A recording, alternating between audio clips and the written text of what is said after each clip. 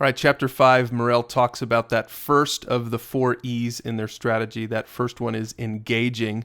He says, isn't it strange that religious people hated Jesus when you think back to the Gospels, but 2,000 years later, they love church? And isn't it strange that youth and sinners were originally attracted to Jesus, but today they're repelled by the church?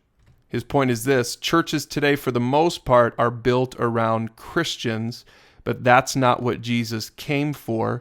He's talking about the fact that Jesus came to engage people outside the church, yet today it's people inside the church that want to run things and run things for themselves, and so it becomes sort of a membership atmosphere. Maybe worth just pausing and talking about that a little bit. How true is that of our own church? He goes on and writes that Jesus extended friendship to people who had been rejected, judged, and marginalized by religious leaders and religious institutions. What do you think could happen if we extend friendship to the non-religious, unchurched people in our own communities? Now, some people might object to this and say, well, wait a second, we're not supposed to be friends with sinners. Aren't we supposed to sort of separate ourselves from that? But, Morel makes it clear what he's talking about. He says, although Jesus constantly engaged people at every level of society, there's no example in the Gospels that could come close to implying that Jesus was anything but straightforward about the righteousness, repentance, and kingdom to which he called them. So in other words, we're not engaging people outside the church just to become pagans with them. We're engaging them specifically with something in mind. We want them to meet Jesus. This is our agenda. Paul wrote it like this in Romans 2:4. Do you show contempt for the riches and kindness, tolerance and patience, not realizing that God's kindness leads you toward repentance? God is kind toward us, and that leads us toward repentance. Morel's point is that we should be kind toward people who don't know Jesus, and our kindness, our goal should be to lead them toward repentance. That's the goal of our relationship with them.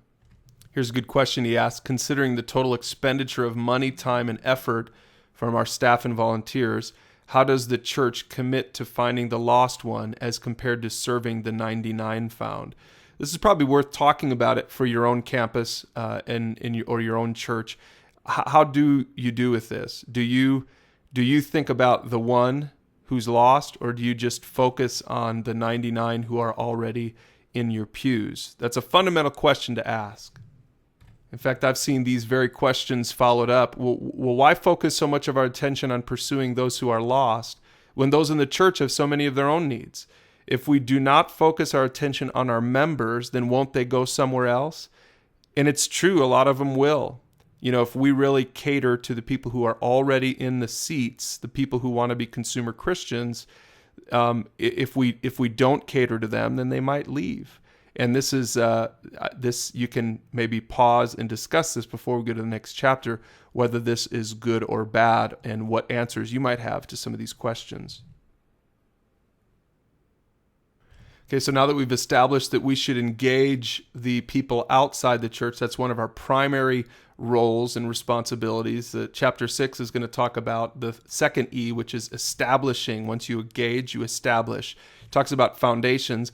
Biblical foundations predict future growth and determine the size and strength of spiritual life, just like in any building. So how well are we doing at establishing people's foundations, making sure they have a good, strong foundation? And Morel says it like this: when I talk about biblical foundations, from a practical perspective, I'm talking about establishing a believer in the faith, in the word, and in the church community. Now, we actually have our own booklet on foundations, and this relates in large part to what the author is talking about. It's called Foundations, and if you look at this, this is establishing people in faith. 101 establishes the 4 basic truths so that people can start off their relationship with God. And then, of course, we have the blueprint, which is the next 5 lessons, 201, and that will present 10 key principles so they have a good, solid foundation for their Christian life. And then, of course, the Bible is so important. We want to make sure everyone is reading the Word for themselves and as a part of their foundation. So really that last part of the foundation is reading through the entire New Testament in the 301 Bible reading plan. Now, of course, this is only part of the foundation we give people at Alpine. Maybe you can pause here before we get to the next video. Talk about, okay, well, what else do we do to help make that foundation strong? Talk about what we do on Sundays, talk about what we have at Red Notes, talk about Alpine Daily, all that kind of stuff. And maybe even talk about, is there anything else we need to do to make sure that we're establishing foundations better, not only in our own lives, but in the lives of the people that we're discipling. We'll see you in the next video.